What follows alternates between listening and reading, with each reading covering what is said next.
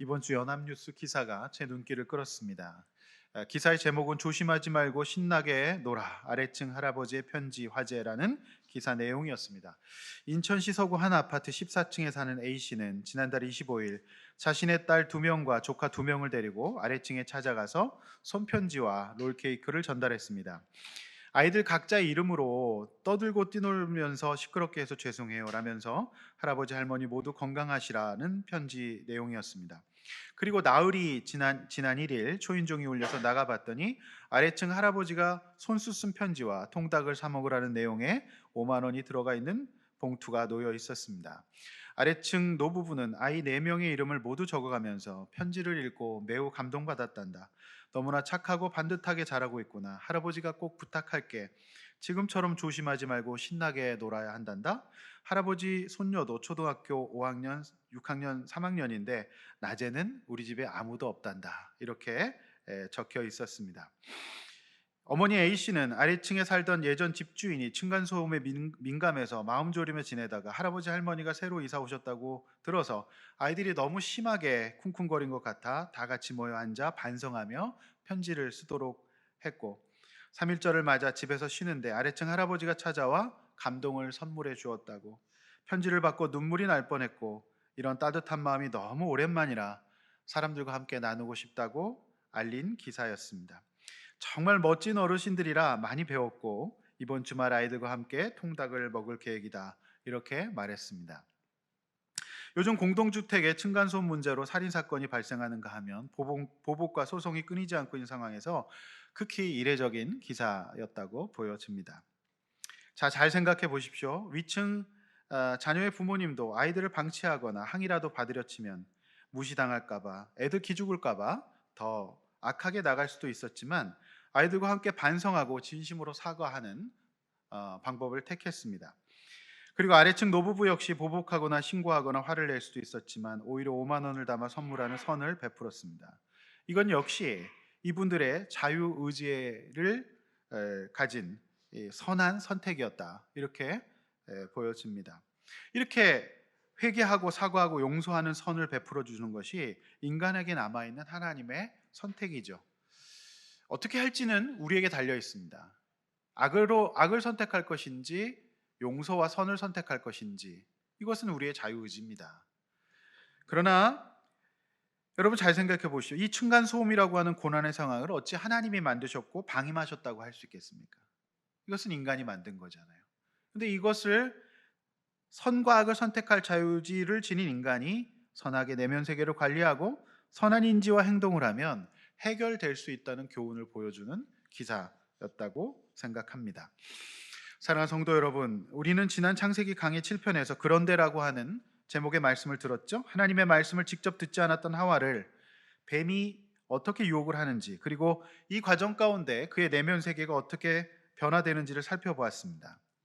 그러니까 지난주에 미처 다 다루지 못했던 악의 기원의 문제와 2장까지 인간을 중심으로 완전한 창조를 하신 하나님께서 에덴 동산을 만드시고 그 속에 아담과 하와, 특별히 여자를 지으시고 결혼 제도를 만드셨지만은 이들이 선을 택하지 않고 악을 선택했고 이들에게 일어난 수치심과 죄책감의 문제에 대해서 오늘 함께 나눠 보려고 합니다.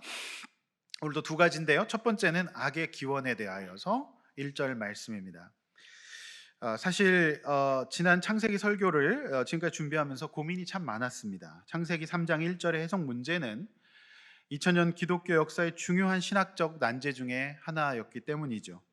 그래서 참 많은 책들을 찾아보았고 주변의 신학에 정통한 선배 목회자들, 그리고 미국에서 이 분야를 전공하고 귀국한 제 동기 목사, 심지어 우리 신학교에서 조직신앙을 전공하신 교수님과도 이 문제를 놓고 오랫동안 자문을 구하고 토론했습니다. 제 고민은 2장까지 완벽했던 하나님의 창조에 갑자기 3장에서 뱀 즉 사단이라고 하는 존재가 나와서 이것이 어디서 나왔는가라고 하는 것이죠. 그리고 하나님의 악을 허용하신다면 완전한 창조자 하나님의 이미지와는 맞지 않는가라고 하는 이런 화두였습니다. 여러분은 어떠셨습니까? 딱 청년 한 명이 질문을 하더라고요. 이거 어떻게 된 거냐고? 대부분의 성도들은 그런가 보다 하고 질문을 하지 않으셨습니다. 마음속에 그런 생각이 드실 수도 있었겠지만 저의 고민이었어요. 저의 화두였습니다. 이것을 어떻게 성도들에게 설명할 것인가? 라고 하는 거였죠. 그래서 저는 일단 이 본문을 다루고 있는 모든 설교자들의 설교를 섭렵했습니다. 다 찾아 들어봤어요. 3장 1절 어떻게 설교하는가? 딱 한 분만이 악의 기원 문제에 대한 정확한 답을 설교하고 계셨고, 열의 9은 이 문제를 스킵하고 뱀에게 유혹당하는 하와의 이 기전을 중심으로 설교를 풀어 나가셨습니다. 그러나 저는 본문 한 절 한 절을 강해하는 강해 설교자로서 마음이 편치 않았어요. 이 문제를 설명해야 되는데 어떻게 설명할 것인가? 그래서 제가 지난 설교 때 1부 때는 이 문제를 살짝 다뤘습니다. 그리고 2부 때는 이 문제를 뺐습니다.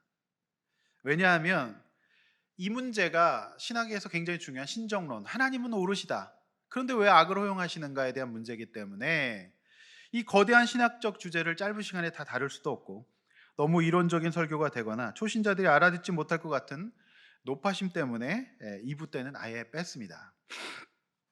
그러나 계속 마음은 편치 않았고 이 문제에 대한 저의 고민은 남아 있었고요. 성도들에게 어떻게 설명할지 제가 빼고 설교하니까 마음이 편치 않은 거예요. 그래서 기도하면서 하나님의 뜻을 구했습니다. 결국 더 묵상하며 연구하는 수밖에 없었습니다. 그래서 수많은 책들, 한 40여 권의 책들을 받고 한 30명의 설교자들의 본문을 설교를 들었어요. 그래서 제가 이제 답을 내린, 제가 얻게 된 내용을 함께 나누고자 합니다. 정말 정성과 시간이 많이 들어갔다는 것만 아시기를 바랍니다. 국내뿐만 아니라 국외에서도 묵상했기 때문에 국제적인 묵상이었습니다. 네. 여러분 잘 들어보십시오. 일단 신학자들의 설명은 크게 네 가지로 되어 있습니다. 첫 번째는 뱀은 여호와 하나님이 지으신 들짐승 중에 가장 강과하였다 했으므로 하나님이 부리시는 영으로 사단을 만드셨다, 그것도 하나님 만드셨다라고 하는 주장이에요. 웨스트민스터 신앙고백서 6조 1항에는 우리의 시조들은 사단의 간계와 시험의 유혹을 받아 금지된 실과를 먹음으로 범죄했다. 그들이 범한 이 범죄를 하나님께서는 사단을 만드시고 간계를 부려서 인간이 범죄하게 하신 것을 지혜롭게 거룩하신 계획을 따라 허용하셨다. 이는 그것을 명령하시어 자신을 드러내시기로 이미 계획하셨기 때문이다. 이 모든 과정을 통해서 궁극적으로 하나님 자신이 영광을 드러내시기로 하셨다. 그러나 저는 이 해석을 보면서 완전히 의문이 풀리지는 않았어요. 하나님이 지으셨다는 거거든요. 이상하잖아요? 근데 이런 입장도 있습니다. 두 번째 입장은 악의 기원을 인간의 자발적인 선의 결핍에서 온 것으로 보는 견해입니다. 청교도 신학자들의 왕자로 불린 윌리엄 퍼킨스라고 하는 분이 있어요. 이분이 쓰신 고전, 지금도 명저로 인정받고 있는데 황금사슬 신학의 개요라고 하는 책이 있습니다. 이 책에 보면 이런 내용이 있습니다. 타락, 즉 죄는 이성적 피조물이 죄를 향하여 이탈한 것으로 보는 겁니다. 죄는 처음에 있었던 올바름이 타락하고 결핍된 것인데, 하나님으로부터 돌아서는 것인데, 결국 하나님은 의의 질서로 인하여서 그렇게 이탈한 사람들을 형벌에 처하게 하십니다. 죄는 어떤 존재인가? 존재하는 실체에는 한편으로는 적극적인 것이 있고 다른 한편으로는 결여된 모습이 있는데, 적극적인 특성들, 도덕과 거룩함은 하나님께서 인간에게 심어주신 욕구인데, 결여란 있어야 하는 어떤 것이 없는 상태, 이것이 바로 죄라고 하는 겁니다. 죄는 고유하게 자체적으로 하나님이 피조하시고 존재하도록 하신 어떤 것이 아니라 선한 것이 없는 상태, 선한 것으로부터 이탈한 상태라고 하는 거예요. 이렇게 이제 설명을 하는 것이죠. 여러분 들어보시니까 그 얘기가 그 얘기 같고 무슨 얘기인지 헷갈리실 수 있는데, 신학이라는 게 이런 겁니다. 하나님에 대한 인식을 인간의 언어와 학문적 체계로 설명하는 거기 때문에 그게 그건 것 같지만, 요거 하나 때문에 엄청난 많은 사람이 목숨을 걸고 논쟁하는 내용이기도 해요. 자, 정리하면 무슨 말입니까? 죄와 악이란 하나님이 지은 것이 아니라 하나님의 형상으로 지음받은 인간이 우리에게 심어준 선으로부터 자의적으로 떠남으로써 선한 것에서 결핍된 상태를 죄로 본다는 거예요. 그래서 결국 그 죄 때문에 고난 가운데로 들어가게 되고, 이 고난을 통해서 다시 하나님 앞에 서게 되는 은혜와 구원의 과정이 펼쳐진다라고 하는 거예요. 예. 계속 봅시다. 마지막 세 번째, 세 번째는, 신학이라는 인간의 작업은 하나님이라고 하는 전능하신 창조주 하나님에 대한 인간의 머릿속에서 정리되고 이론적으로 설명하는 작업이기 때문에 그 어떤 논리로도 완벽하게 설명하기 어렵다라고 하는 주장이에요. 우리가 고민하는 죄의 기원의 문제뿐만 아니라 예정론, 삼위일체, 이런 기독교의 심오한 진리를 설명한다고 하지만 완벽할 수 없어요. 잘 모르겠다는 것을 겸손하게 인정해야 된다는 것이 하나의 또 주류를 이루고 있습니다. 실제로 제가 장시간 토론했던 우리 외신의 조직신학 교수님도 이 분야를 전공하시고 이 군간의 이 구원과 죄에 대해서 학자적 양심으로 본인이 나름 내린 결론이 있다고 합니다. 그러나 내가 얘기 못하는 것은 천국 가기 전까지는 내가 학자적 양심으로 공부를 해보니까 잘 모르겠다라고 얘기하는 것이 맞다, 이렇게 겸손하게 얘기하셨어요. 그러면서 김 목사가 이 문제에 더 깊은 관심이 있으면 대학원에 들어와서 공부해라, 이런 말씀을 하셨어요. 그러니까 이게요, 제가 3장 1절을 의외로 견해가 너무 많은 거예요. 다양하고. 그래서 이게 이제 신학이라는 게 그렇습니다.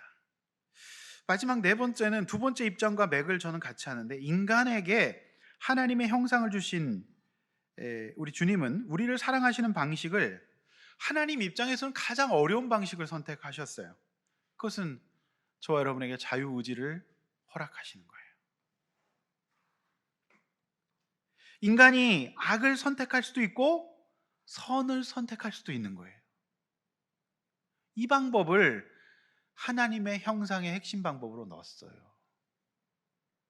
근데 이 모든 것이 하나님의 통제와 통치 아래에 있음으로 말미암아 스스로 악을 선택한 인간은 죄와 고난이라는 상황 속에서 결핍된 자리를 찾아 나갈 수 있습니다. 그러나 그 자리에서 하나님은 그 자유를 빼앗지 않으세요.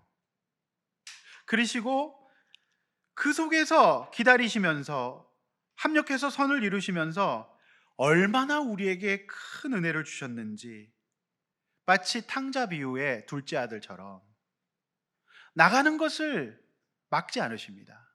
그러나 그곳에서 쥐염년매를 먹고 고생을 해서 다시 돌아왔을 때 받아주시는 하나님이에요. 그래서 하나님은 악을 허용하실 수 있지만 이 과정을 통제하시고 다스리시고, 무엇보다도 죄와 악 가운데 있는 형제들을 위하여서 교회와 성도들이 중보하고 기도할 때 성령께서 역사하시고 합력해서 선을 이루어서 최종적으로는 돌아오게 하시는 과정이다, 이렇게 봅니다. 이 문제에 대해서 제가 제일 도움을 많이 받았던 학자의 책이 있어요. 하버드에서 신학을 가르치는 구약학자 존 레벤슨이라고 하는 분이 하나님의 창조와 악의 잔존이라고 하는 책을 쓰셨어요. 제가 고민했던 이 문제에 대해서 책을 쓰셨어요. 그 책에서 이분은 이렇게 얘기합니다. 유대교 학자인데요, 구약에 정통한 분이에요. 이분이 이렇게 얘기합니다. 악을 제거해야 될 문제로 보지 않고 다시 하나님의 통치를 촉구하게 되는 도구의 관점으로서 악을 이해해야 된다, 이렇게 말하고 있어요. 저도 이 견해에 동의합니다. 구약 성경 전체가 창조 이야기를 중심으로 악이 여전히 드러난 역설적인 인간 세상에서 하나님은 기다리시고 또 악을 선으로 바꿔가시면서 끝까지 하나님의 통치의 주권을 다시 회복하시는 과정이 바로 창세기의 말씀이다, 이렇게 볼 수가 있는 것이죠. 여러분, 우리 안에는 두 가지 마음이 있습니다. 이것이 저와 여러분에게 주신 자유의 의지예요. 나에게 주신 자유를 어떻게 사용할 것인가 라고 하는 문제가 신앙생활에 굉장히 중요한 이슈가 될 것입니다. 여러분, 북한에는 자유가 없습니다. 그것은 하나님의 형상이 훼손되는 겁니다. 거기서 진정한 행복과 자유가 있을 수 없고 인격적인 교제가 있을 수 없어요. 믿을 수 없습니다. 가족 간에도 그렇습니다. 만약 하나님의 나라가 이런 식이라고 한다면 그건 진정한 사랑의 하나님이 아니죠. 물론 이 세상의 사법제도는 자신에게 주어진 자유를 테두리를 넘어서 사용하는 사람의 인신을 구속함으로 그의 자유의지를 뺐습니다. 그래서 사람들은 감옥을 무서워하죠. 그런데 어떤 사람은 그 감옥을 일종의 성지와 같은 곳으로 받아들여서 제대로 감옥 생활을 한 사람은 그 속에서 큰 성장을 해서 나오기도 합니다. 즉 자유를 제한당해 봐야 얼마나 우리의 자유가 소중한지를 깨닫게 되는 것이죠. 그러나 하나님은 세상의 사법 제도처럼 저와 여러분을 다스리지 않습니다. 하나님은 다음 주 본문에서 우리가 이제 살펴보겠지만 심판을 누구를 하십니까? 범죄를 행한 아담과 하와를에게 심판하지 않고 뱀과 땅을 심판하십니다. 다만 사랑의 징계를 내리시죠. 가죽옷을 지어 입히십니다. 그리고 지속적인 사랑을 보이세요. 하나님의 형상으로 저 여러분을 지으셨는데 그 속에는 악과 선을 행할 권능을 저 여러분에게 주신 거예요. 하나님이 악을 지은 게 아닙니다. 내가 의도적으로 악을 찾아가면서 선에 결핍되면서 우리가 죄와 고난 가운데 있게 되는데 사법적으로 하나님 심판하지 않으시고 저와 여러분을 기다리시고 저와 여러분의 자유의지를 빼앗지 않으세요. 시간이 흘러 구약 내내 하나님은 이스라엘 백성이 지속적으로 악을 선택했지만 저 같으면 빼앗아 버릴 것 같아요. 그런데 하나님은 계속해서 가르치시고 때로는 징계하시고 기다리시는가 하면 일어날 힘조차 없이 완전히 다운되어 있는 사람들에게는 찾아가서 낮은 목소리로 위로하시고 속삭이십니다. 그리고 그들이 그 죄와 고통의 바닥에서 이제 인격적으로 하나님 앞에 돌아오기를 기다리시는 분이에요. 더 시간이 흘러 결국 완전히 죄 가운데 영적으로 사망해버린 인류를 위해 자신의 아들 예수 그리스도를 보내심으로 대신 죄가 불러온 죽음의 값을 십자가에서 치르심으로 구원해 주시고 이제 잔존해 있는 모든 악의 세력을 심판하시러 다시 오실 분이 우리 주 예수 그리스도이십니다. 이 힘든 방식이 하나님이 저와 여러분을 사랑하시는 방식이었어요. 여러분, 우리가 집에서 키우고 있는 강아지와 고양이는 자유의지가 없어요. 비밀번호를 풀고 문 밖을 못 나갑니다. 여러분, 이 시간에 여러분이 말씀에 귀를 기울일 의지도 귀를 닫고 주무실 의지도 여러분에게 있습니다. 이것이 하나님의 어려운 방식이에요. 오직 인간에게만 주셨어요. 따라서 제가 지난 몇 주 동안 국내와 특별히 그 국외 신방 중에 여러 가지 상황 가운데 묵상하며 내린 결론이에요.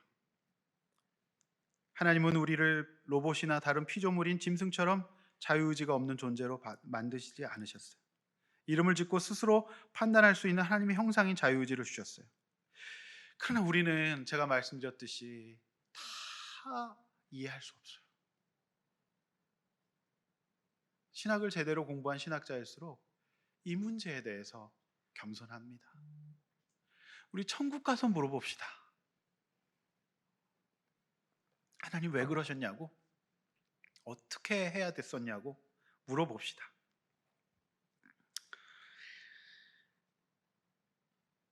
여러분, 우리에게 자유의지가 있어요.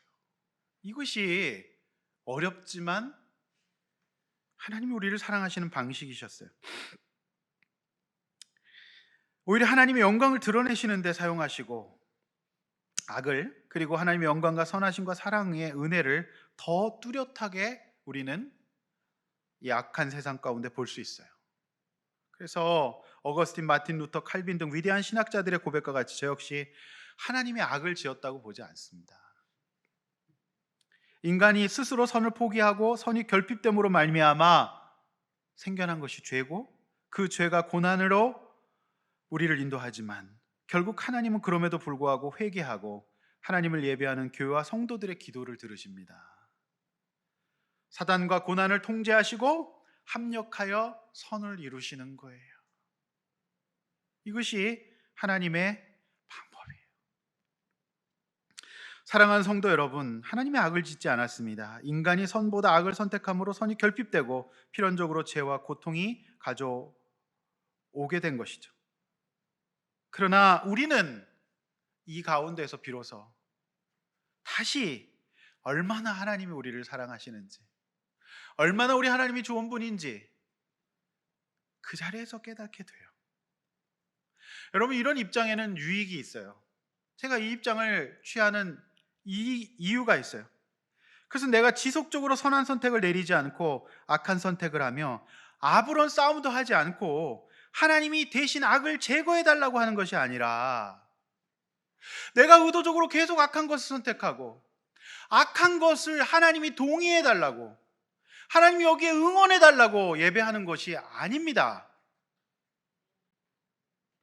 많은 사람들이, 성도들이, 한국의 그리스도인들이 자기에게 주신 선한 자유 의지를 선한 것에 사용하지 않고 악한 것에 사용하고서 주일날 와서 이것에 하나님이 응원해 달라고, 이것을 허용해 달라고, 오히려 더 잘되게 해달라고 구하는 기복신앙 가운데 있는 겁니다. 하나님 그럼 일하지 않습니다. 그러면 어떻게 해요? 나 교회 안 다녀, 나 상처받았어, 이렇게 되는 겁니다. 이런 기독교가 어디 있습니까? 그런 건 없어요. 내가 선을 선택하는 결단을 내려야 됩니다. 고난 가운데 있으면서 얼마나 하나님의 사랑과 은혜가 소중한지를 깨닫고 돌아와야 합니다. 하나님 우리를 포기하지 않아요. 그래서 그 선택마저 하나님이 내려주지 않습니다. 오늘 예배로 올 것인가 말 것인가, 여러분 선택하신 거예요. 여러분의 선택입니다.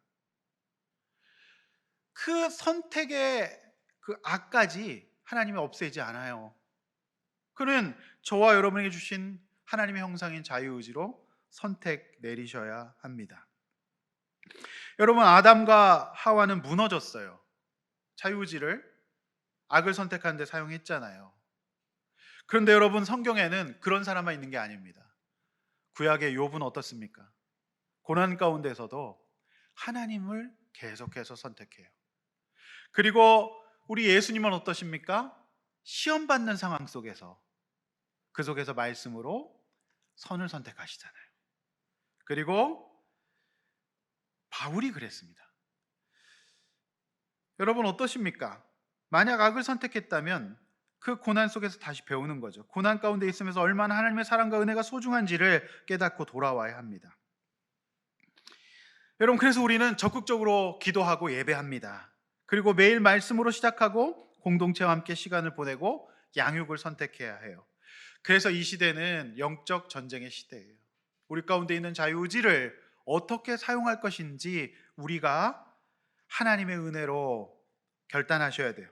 그래서 정신을 차리고 깨어서 이제라도 살아야 됩니다. 여러분, 우리에게는 그래서 시간이 소중한 거예요. 우리가 악한 선택을 내려서 우리의 인생 30대, 40대, 50대를 다 보내고 뒤늦게 돌아올 수 있어요. 그래서 우리에게 시간이란 선택의 결과입니다. 그래서 우리가 주어진 시간 속에 승리하는 선의 선택을 내려야 됩니다. 근데 제가 늘 이렇게 적극적으로 성도들과 청년들과 학생들을 권면하지만 선한 싸움을 싸울 것인지 아닐지는 여러분이 선택하셔야 돼요. 선택할 수 없도록 악의 옵션을 없애주세요. 그런 거 없습니다. 여러분이 선택하셔야 돼요. 그 선택까지 하나님이 대신해 주진 않아요. 하지만 여러분, 로마서 6장 1절, 2절, 7장 21절, 25절에 바울의 치열한 고백을 함께 읽어보겠습니다. 앞에 보시면서 읽습니다. 그런즉 우리가 무슨 말을 하리요? 은혜를 더하게 하려고 죄에 거하겠느냐? 그럴 수 없느니라. 죄에 대하여 죽은 우리가 어찌 그 가운데 더 살리요?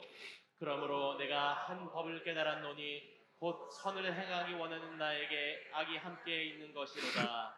내 속사람으로는 하나님의 법을 즐거워하되 내 지체 속에서 한 다른 법이 내 마음의 법과 싸워 내 지체 속에 있는 죄의 법으로 나를 사로잡는 것을 보는도다. 오호라, 나는 공고한 사람이로다. 이 사망의 몸에서 누가 나를 건져내랴. 우리 주 예수 그리스도로 말미암아 하나님께 감사하리로다. 그런즉 내 자신이 마음으로는 하나님의 법을, 육신으로는 죄의 법을 섬기노라. 이 자유의지를 받은 사도 바울의 치열한 고민의 흔적이 이 말씀 속에 남아 있는 거예요. 내가 공고하다는 겁니다. 마음으로는 육신으로는 분리가 되고 있다는 거예요. 그렇지만 사도 바울은 지속적으로 험한 고난의 환경 속에서도 하나님을 의지하고 선한 선택을 함으로 그의 인생의 싸움을 싸워가고 있어요. 주님 오실 때까지 우리는 그렇게 가야 돼요. 그러나 최종적으로 하나님이 우리를 구원하실 것입니다. 하나님이 사단을 발 아래 두시고 머리를 상하게 하셔서 여러분, 우리 성도들이 기도하고 우리가 하나님 앞에서 넘어질지라도 우리 주님은 우리를 끝까지 포기하지 않고 인도하실 것입니다. 그 속에서 우리가 선한 선택과 선한 자유의지를 잘 사용하며 사는 것이 우리의 신앙이 되어야 될 거예요. 여러분, 정말 여러분 어떠십니까? 이게 여러분 금방 들으셨지만 치열한 고민과 많은 묵상의 결과였어요. 그렇지만 여러분 어떠세요? 이 악의 기원 문제에 대해서 속이 시원하십니까? 네, 어떠세요? 저의 최선이었어요. 네. 특별히 제가 이제 이 신방을 다니고, 특별히 국외에서 신방을 다니면서 제가 아담아 내가 어디 있느냐 이거를 계속 외치면서 제가 다녔거든요. 네. 어디 있느냐. 근데 그거 나가는 걸 제가 어떻게 막을 수가 없어요. 그건 선택이기 때문에. 그런데 놀라운 것은 그때 성도들이 함께 기도하고 하나님의 도우심을 구하고 역사하실 때 또 하나님이 다시 이제 찾게 하시는 그런 은혜. 결국에는 스스로 하나님 앞에서 선한 선택을 할 때까지 우리는 인내하며 기도하며 하나님의 은혜를 구하는 수밖에 없습니다. 악을 하나님이 치워달라고 할 수 없는 거예요. 결국 탕자처럼 돌아올 수밖에 없는 거지요. 정말 많은 고민이 있었습니다. 정말 많은 묵상이 있었는데 그래도 저는 이 본문 속에서 저의 입장을 최선을 다해 정리해 드린 겁니다. 여러분에게 도움이 되셨으면 좋겠습니다. 여러분이 악의 기원의 문제를 이해하는 데 있어서 조금이라도 도움이 되셨으면 정말 좋겠습니다. 정말 죽을 뻔했습니다. 네. 나보고 대학원을 들어오라는데 그럴 수는 없거든요. 네. 이거는 정말 오래된 신학계의 고민이에요. 삼위일체 예정, 이런 모든 악의 기원 문제가 다 그렇습니다. 우리 주님 만나면 물어봅시다. 네. 근데 저는 악을 하나님이 지었다고 보지는 않습니다. 우리에게 주신 자유의지를 선을 선택하지 않아서 온 결핍의 결과다. 그러나 그럴지라도 하나님은 포기하지 않고 다시 우리를 일으켜 주시고 정말 그 고난 가운데에서 우리는 하나님의 사랑과 은혜를 깨달아 인격적으로 주님 앞에 돌아오는 도구로 사용하시는 건 맞다. 이렇게 해석하고 싶습니다. 1부 예배 때는 훨씬 더 자유로웠는데 역시 또 2부 예배 때는 우리 초신자들도 계셔서 제가 굉장히 조심스럽게 얘기하니까 자유함이 조금 없네요. 네. 네. 네. 자, 두 번째 주제죠. 자, 수치심과 죄책감에 대하여서입니다. 5절에서 13절인데요. 이제 성경 본문을 보면서 제 설교를 들으시기를 바랍니다. 본문 5절이에요. 너희가 그것을 먹는 날에는 너희 눈이 맑아져 하나님과 같이 되어 선악을 알 줄 하나님이 아심이라. 자, 이 말은 뱀의 말이죠. 이때까지 아담과 하와에게는 악의 개념이 없었어요.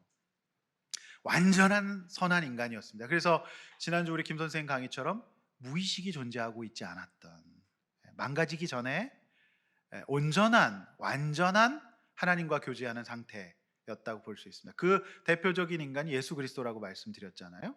이런 상태였어요. 그런데 이 사단의 교묘한 유혹을 받은 하와가 창조주 하나님을 의심하고 절대적인 말씀을 상대적인 까의 말씀으로 바꾼다고 말했습니다. 그래서 눈이 밝아져. 이것은 사실 좋은 의미의 눈이 밝아짐이 아니라 부정적인 의미의 눈이 밝아짐이에요. 악의 눈을 뜨게 된 겁니다. 굳이 안 떠도 되는 겁니다. 여기에 하나님의 의도적인 개입이 없잖아요. 하나님이 맡겨주신 겁니다. 믿고. 여러분, 이제 새가족 교재가 나왔는데 딱 이 내용이 정확히 나와 있습니다. 이걸로 공부 한 번 더 하시면 확실하게 악의 기원 설명할 수 있을 겁니다. 그래서 오로지 하와 스스로 뱀과 대화를 통해서 내린 결론입니다. 왜 그랬을까? 하나님은 북한이 아니거든요. 여러분, 2단일수록 자유가 없어요. 우리 교회 굉장히 자유롭잖아요. 2단일수록 자유가 없어요. 엄격하게 통제합니다. 그거는 건강한 교회가 아니에요. 제가 이 본문을 본 하나님에 대해서 묵상하면서 감사한 게, 내가 잘 기다릴 줄 알아야 되는구나. 그리고 성도의 선택을 위해서 기도하고 기다려야 되겠구나. 그런 마음을 제가 갖게 되었어요. 그러니까 얼마나 마음에 자유함과 여유가 생기는지 몰라요. 네. 그게 인격적으로 대하는 방법이에요. 그렇지 않습니까? 근데 이단은 어때요? 거의 북한 수준이잖아요. 여러분, 신천지 예배 드리는 거 보십시오. 그런 게 정말 북한의 전당대회 모습이잖아요. 여러분, 그거 아닙니다, 기독교는. 자, 완전히 오롯이 하와 스스로의 뱀과의 대화를 통해서 내렸어요. 이것이 하나님의 형상의 핵심이에요. 자유의지예요. 개와 고양이와 다릅니다. 네. 여러분, 여러 가지 사회 악과 부조리를 연구하는 학문 분야를 사회과학이라고 얘기하죠. 사회의 사람들의 삶의 형태와 일어난 현상을 과학적으로 연구하는 게 이제 사회과학이에요. 그걸 통계를 통해서 과학적으로 분석하거든요. 믿으실지 모르겠지만 제가 사회과학을 연구했습니다. 웃으셔도 돼요. 농담입니다. 여러분, 제가 오늘 본문과 관련해 읽었던 마음 아픈 논문 중에 이런 논문이 있었어요. 매춘 여성에 대한 생애사 연구. 제 연구자들 참 놀라워요. 이런 사람들 만나서 인터뷰를 해서 논문을 써요. 오랫동안 매춘에 종사하면서 늙어버려서 몸과 마음을 망쳐버린 늙은 매춘 여성들의 생애를 연구자가 인터뷰하여 쓴 논문입니다. 그 내용에 이런 내용이 있었어요. 어려서 지독히 가난해서 식모살이와 식당 설거지를 하고 살았는데 어느 날 아는 언니가 이런 일이 있다고 해서 해보지 않겠느냐고 해서 간 곳이 술집이었고 몸 파는 곳이었어요. 가보니까 돈을 너무 쉽게 벌더래요. 그러면서 이런 얘기를 합니다. 세상에 이런 곳이 있었는가. 그때 처음 이 세계에 눈을 떴어요. 그 이후에 벗어나야지 결심도 많이 했지만 못 벗어나고 이렇게 평생을 늙었네요. 이런 대목이 있습니다. 인터뷰를 한 내용이죠. 그러면서 그때 언니의 소개를 받지 않았다면 이런 세계를 몰랐을 텐데 왜 그때 따라갔는지 후회가 된다는 겁니다. 몰라도 되는 세계에 눈이 밝아져 버린 거예요. 눈을 떠버린 거예요. 아니야 언니, 나는 이렇게 내 몸으로 일해서 열심히 일을 살 거야 해도 되었는데 따라가서 눈을 뜬 겁니다. 눈을 뜨면 매우 어려워져요. 그래서 제가 수요 예배 때 말씀드렸던 예수님이 오병이의 환상적인 축제장에서 얼른 내어보내시는 것이 이상한 것에 눈을 뜰까 봐 제자들이. 그런 예수님의 마음이었다고 제가 설명드렸습니다. 뭐에 눈을 뜨고 계십니까, 여러분? 눈을 뜰 것인지 안 뜰 것인지 그것은 여러분의 선택이에요. 많은 신자들이 이것을 잘못해 놓고 하나님이 내가 후회만 하고 결단을 하지 않아요. 그러면서 하나님의 핑계를 댑니다. 그런 건 없다는 겁니다. 여러분 계속 봅니다. 6절이에요. 그 여자가 그 나무를 본즉 먹음직도 하고 보암직도 하고 지혜롭게 할 만큼 탐스럽게도 한 나무인지라. 자, 뱀과의 대화를 선택했어요. 그래서 그 정보와 그와의 대화를 통해서 이 하와의 인지와 시각이 완전히 바뀌어 버립니다. 눈을 떴기 때문에 인지와 시각이 바뀌어요. 그래서 어떻게 합니까? 내가 누구와 대화하느냐가 매우 중요하다는 거예요.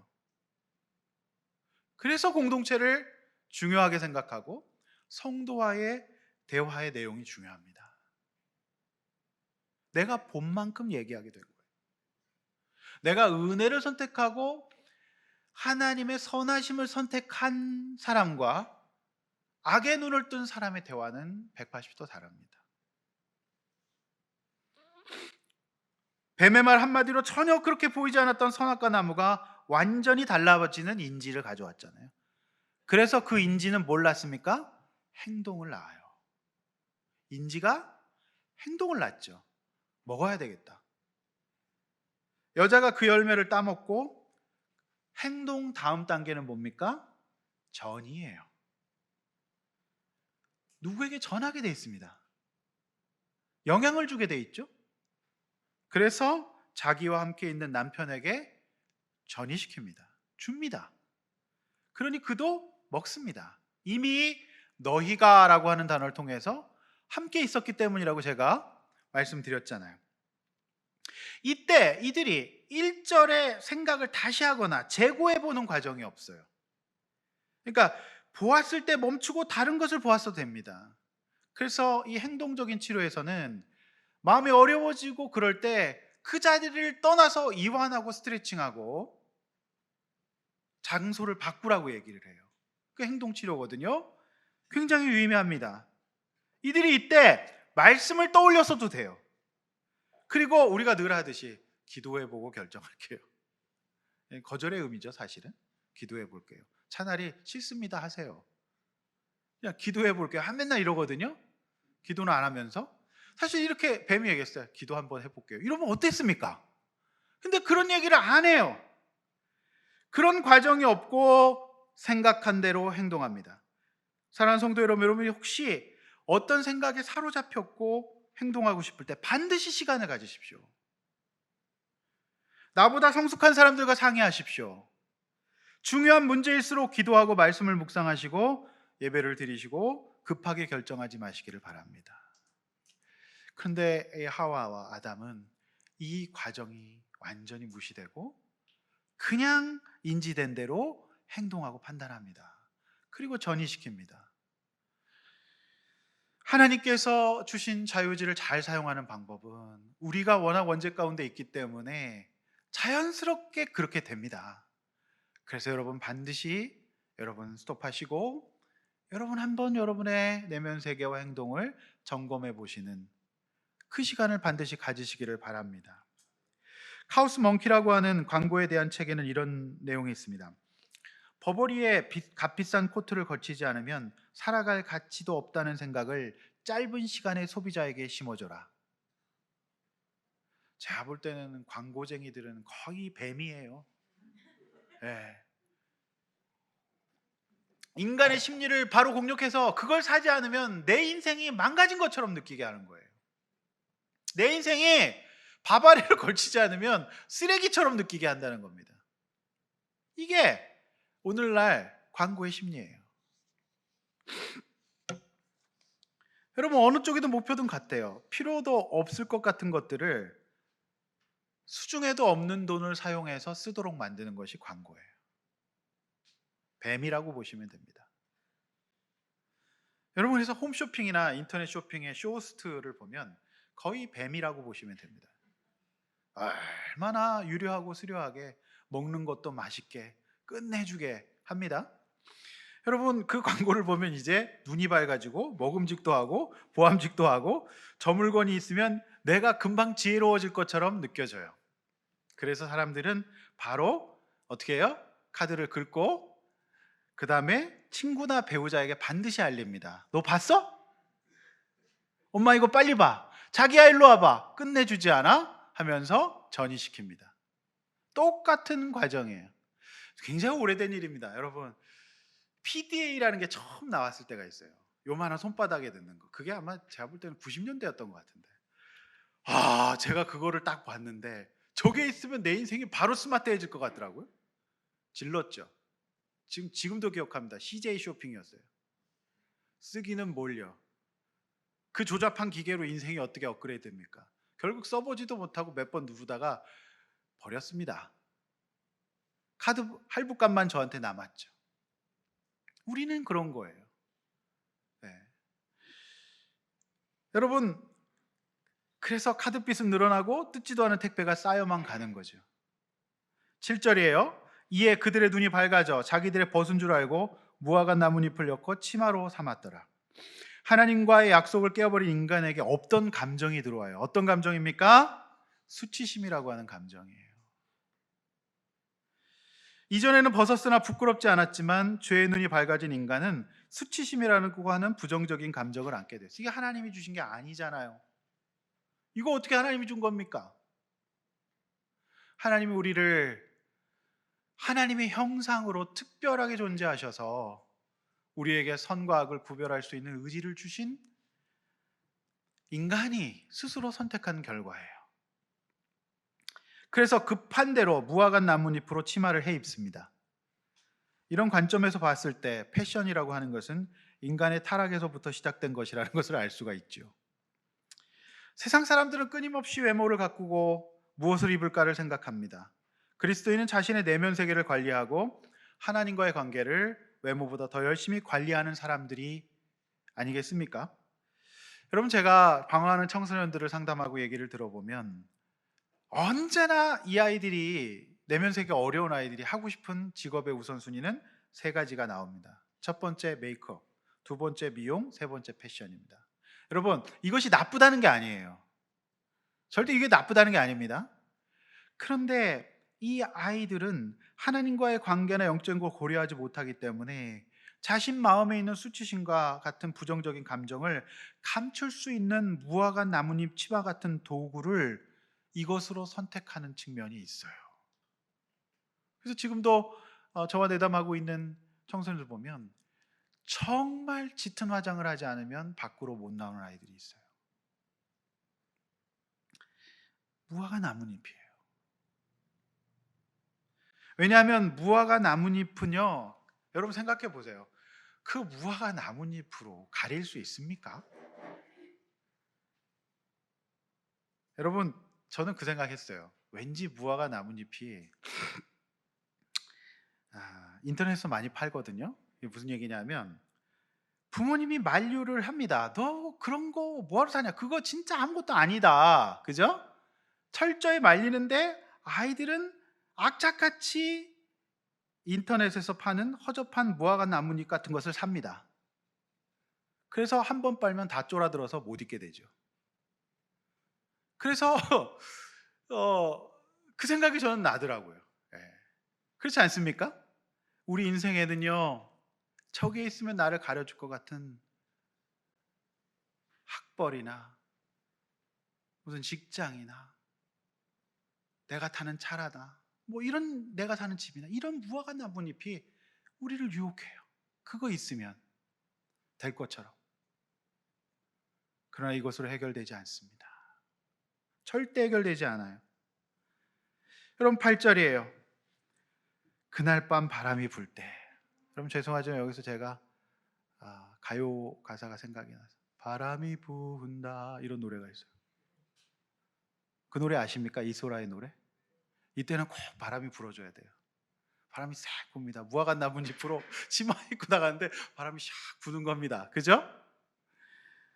일부 예배 때 많이 웃던데. 바람이 분다. 그 여자분의 내면 세계는 참 어둡거든요. 슬픈 분이에요. 그래서 그 노래를 들으면 슬픕니다.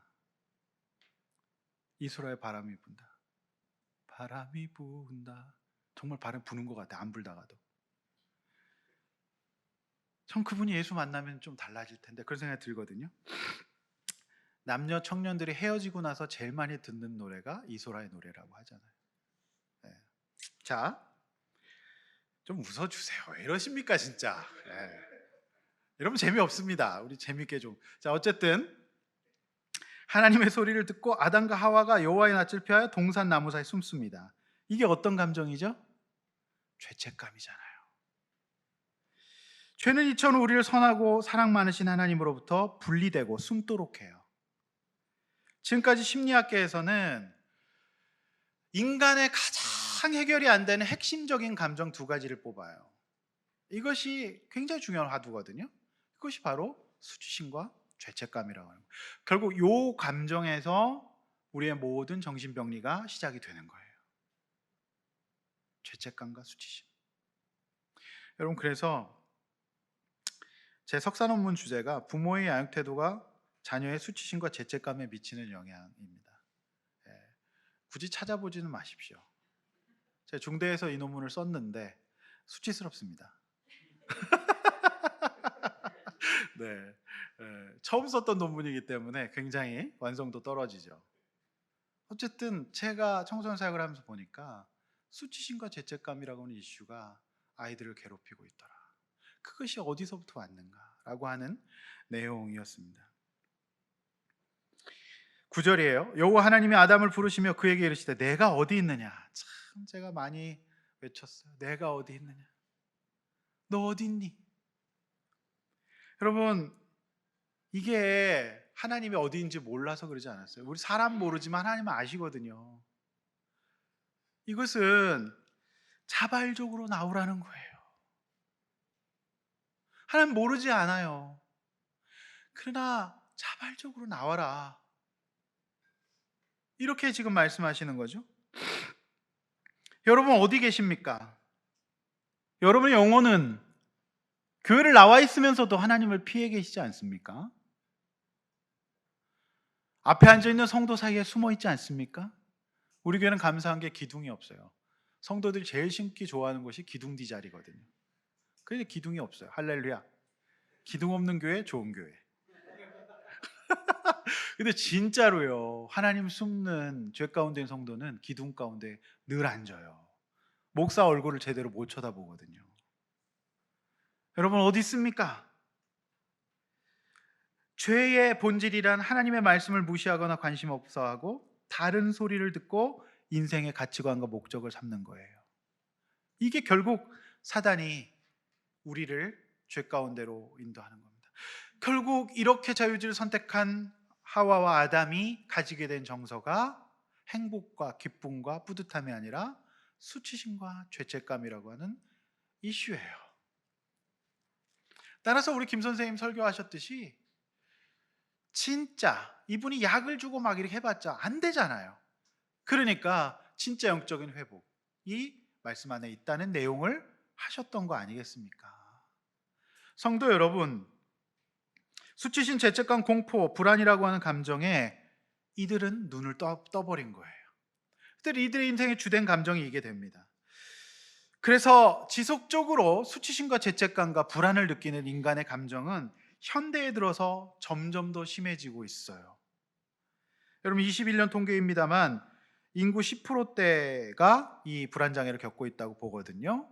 근데요, 남자보다 여자가 2.9배 더 높대요, 유병률이. 그러나 문제는 드러나지 않은 환자들이 더 많다는 건데요.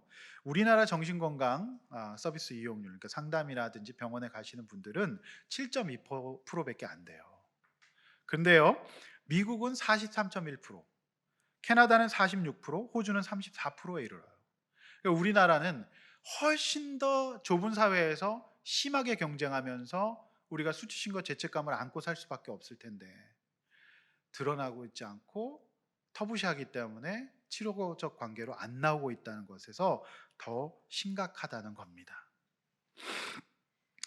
그래서 오늘 우리는 이 본문을 통해서 오늘 우리의 상해버린 마음의 근원이 어디서 있는지 이거를 발견하게 되는 것이죠. 소망이 있습니다. 우리가 창세기에서 원인을 찾고 말씀 속에서 우리가 이유를 발견하게 된다면 고칠 수 있을 줄로 믿습니다. 할렐루야. 여러분 고칠 수 있습니다. 여러분의 평생을 지배해온 주된 감정은 뭡니까? 제가 임상에서 상담하면서 내담자들 보면서 느끼는 것은 언제나 이 문제가 발목을 잡고 있다는 거예요. 나 때문인가?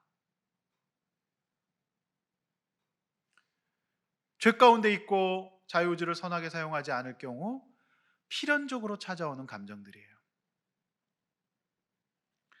11절이에요. 이르시되 누가 너의 벗었음을 내가 알렸느냐? 내가 내게 먹지 말라 명한 나무 열매를 내게 먹게 하였느냐? 이 말씀 통해서 알 수 있듯이 하나님이 악을 적극적으로 만드시거나 허용하지 않았다는 주장, 저는 이 본문을 통해서도 확인할 수 있어요. 어디 있느냐? 누가 그랬느냐라고 물어보시잖아요. 네. 하나님이 명하신 것이 아닙니다. 이거는 적극적으로 악을 선택한 이들의 잘못된 선택에서 그 이유를 찾고 계신다는 거예요. 누가 그랬니? 이렇게 묻고 계시잖아요. 12, 13절이에요. 아담은 하나님의 질문에 대한 답으로 하나님이 주셔서 나와 함께 하신 여자가 그가 그 나무 열매를 내게 주어서 먹었다고 말합니다. 여러분, 여기 참 이게 무서운 말인데요. 자기가 선택하고 악을 선택하고 이런 결과를 해놓고서 하나님 탓을 합니다. 하나님이 만들어서 내게 주신 여자 때문에 이렇게 됐다고요. 두 가지 탓이죠.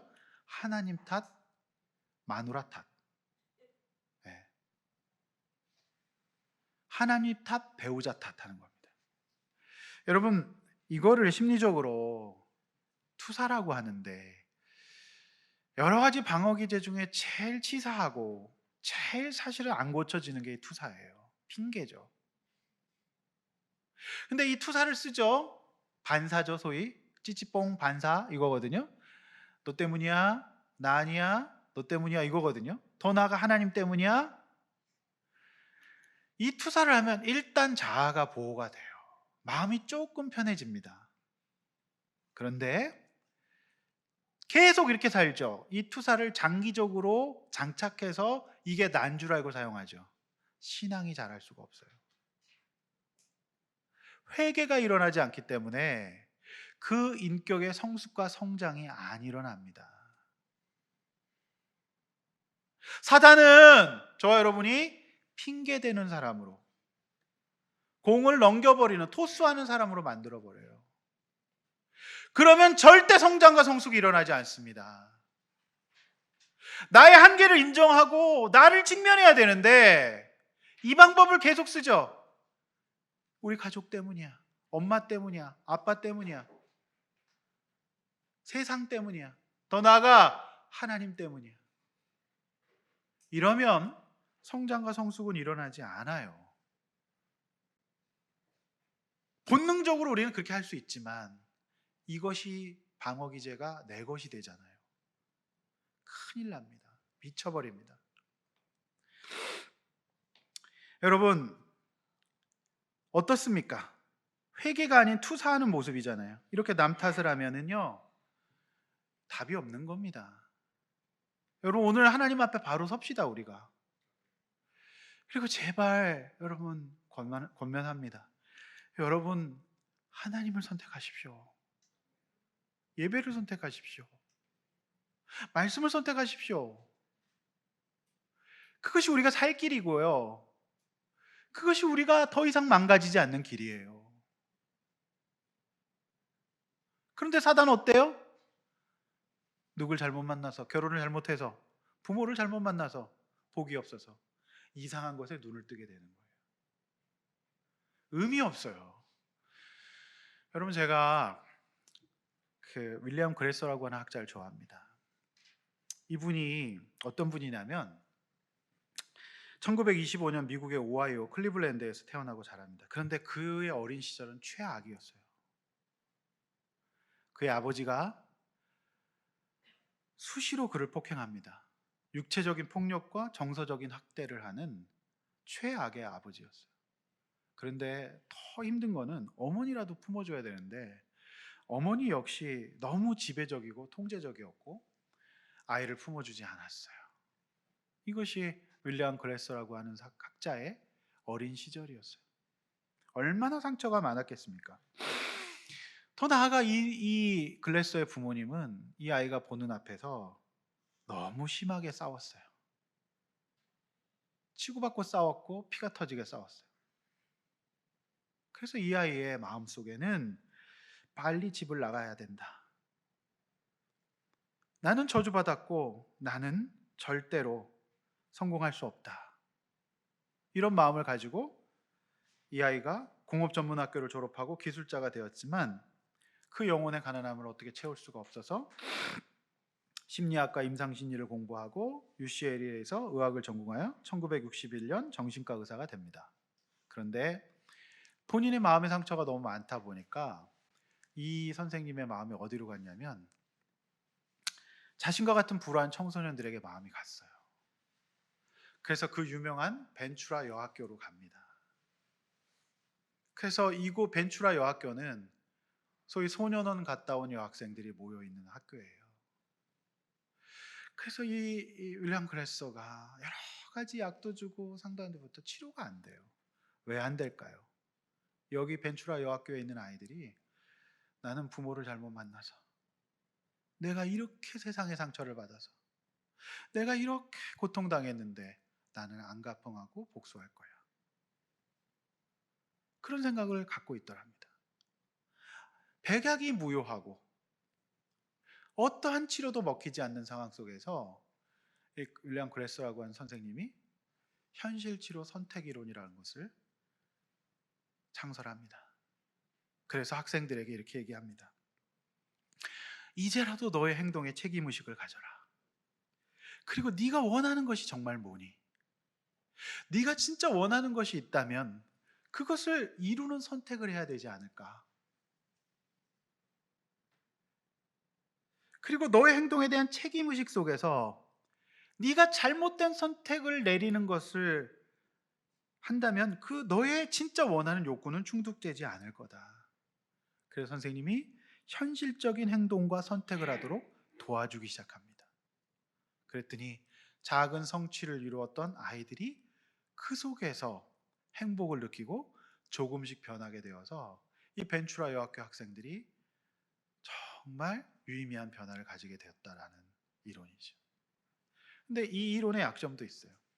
무의식과 과거를 너무 무시한다. 근데 저는 치료 현장에서 일단은 그걸 보고 그렇다면 지금 우리가 어떤 선택을 내릴 것인지가 우리에게 달려 있다는 조언을 함께 하죠. 이게 이론들이 많이 발전되어 있기 때문에 종합적으로 조감하고 도울 수 있어서 저는 감사한데요. 이게 제가 봤을 때는 이분이 예수는 안 믿는 것 같아요. 그런데 우리의 자유의지를 다루는 면에 있어서 매우 잘 반영하고 있는 이론이다. 이렇게 보여집니다. 사랑하는 성도 여러분, 우리 인생의 모든 것들을 우리가 이해할 수는 없지만 우리가 이 말씀을 통해서 우리에게 깨닫게 되는 것은 하나님이 우리에게 주신 삶은 힘들었지만 또 진짜 힘든 것도 있겠지만요. 진짜 어려운 거 뭔지 아십니까? 완전한 선밖에 없는 그런 선 속에서 타락하면 답이 없어요. 이게 이를테면 이런 거죠. 돈이 너무 많은 집에서 자란 아이들은 이 선함, 이것을 가지고 타락해요. 아나무인이 돼버리죠. 이건 더 어려워요. 네. 그래서 진짜 우리가 알아야 될 것은 우리에게 주어진 선이라고 하는 환경이 얼마나 감사한 줄 알아야 되는데 그곳에서 결핍이 없습니다. 그래서 진짜 돈 귀한지를 알려면 진짜 바닥을 찍고 고생을 해봐야 알지요. 근데 한 번도 그런 거 못 겪어본 아이들은 진짜 망가집니다. 이번 주간 우리에게 있었던 충격적인 사건, 유아인의 마약 중독 아니겠습니까? 그 인기와 명예와 돈 가운데에서 그 청년이 망가져 갔잖아요. 네. 그런데 여러분, 진짜 연극판에서 고생을 하고요. 진짜 수십 년 동안 라면값도 없고 걸어 다녔던 그런 배우들은요. 네, 어떤지 아십니까? 지금 인기를 아무리 얻어도 소탈하게 살고 내가 좀 작품이 안 들어오고 인기 없어져도 흔들리지 않아요. 그렇지 않습니까? 네. 그런 배우들이 롱런합니다. 진짜 연기가 연기가 아니라 자신의 삶이거든요. 제가 어떤 한 배우를 인터뷰했는데 진짜 예쁘고 훌륭한 배우예요. 크리스찬 배우예요. 근데 이 배우가 그 정말 진짜 가난한 역할을 했는데 너무 인기를 끌어서 그 자매가 축구 선수랑 결혼했는데 누구죠? 기성용이랑 결혼한 자매 있죠. 그 자매. 예. 이 자매가 되게 핍박받는 그 역할을 했는데 이 시청자들이 너무 진짜 같아가지고 떴잖아요, 자매가. 그 자매가 그런 얘기해요. 나는 한 번도 청년 될 때까지 지상에 올라와 본 적이 없대요. 가난한 집에서. 그래서 이제 믿음 생활하면서 신앙생활 하죠. 근데 연예인들의 신앙을 너무 이랬다 저랬다 하기 때문에 제가 뭐 이렇게 완벽한 예로 쓸 수는 없는데요. 어쨌든 그 생각이 저는 납니다. 그래서 여러분 사실 자식을 우리가 기를 때 경계가 없는 거 이것도 굉장히 사실 힘들게 기르는 것보다 더 나쁜 거예요. 우리가 이런 교훈을 다 받아내야 하겠습니다. 사랑하는 성도 여러분, 이제 말씀을 맺으려고 해요. 우리는 지난 주일 마음의 상한 분들을 치료하는 정신의학자의 특강을 들었어요. 제가 평소 드린 바와 같이 정신의학과 심리학 역시 도움으로 하나님의 선물로 도움을 받지만 결국은 이 영적인 회복이 없이는 이 말씀의 회복이 없이는 우리는 진정한 회복이 불가능하다. 제가 드렸던 말씀을 그대로 하셨어요. 오늘 본문에서 발견할 수 있었던 것처럼 인간은 하나님이 특별히 모든 피조물 중에 유일하게 생기를 불어넣으시고 생명이 되게 하셔서 다른 피조물 동물들과 달리 하나님의 형상을 지닌 자유의지를 지닌 동물로 피조물로 만드셨습니다. 그것을 스스로 잘못 사용하고 내 선택을 주변 사람과 환경의 탓으로 돌리며 무엇보다 하나님께 그 책임을 돌리는 연약한 모습을 오늘 본문을 통해서 보았습니다. 사랑하는 성도 여러분, 오늘 본문을 통해서 우리는 내가 과연 무엇에 눈을 뜨고 무엇에 눈을 뜨지 못했는지를 확인합시다. 여러분, 영적으로 눈을 뜹시다.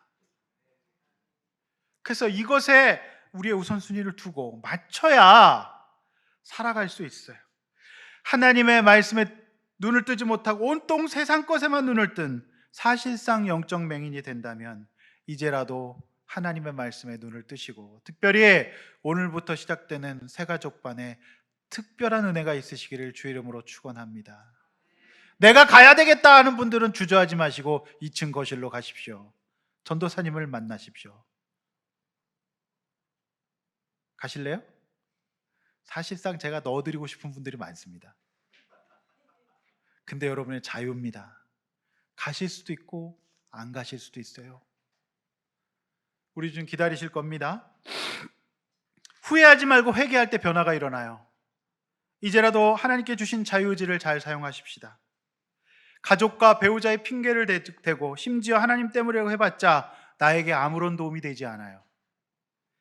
여러분, 지금까지 살아온 여러분의 정서가 무엇이었든지 간에 가장 근본적인 이유가 내가 피조물 주제에 하나님의 위치에 서서 나를 믿는다고, 믿을 사람 나밖에 없다고 살아왔던 교만함을 회개하셔야 됩니다.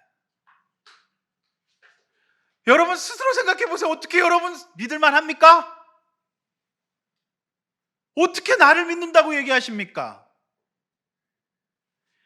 여러분, 그건 진짜로 교만이에요.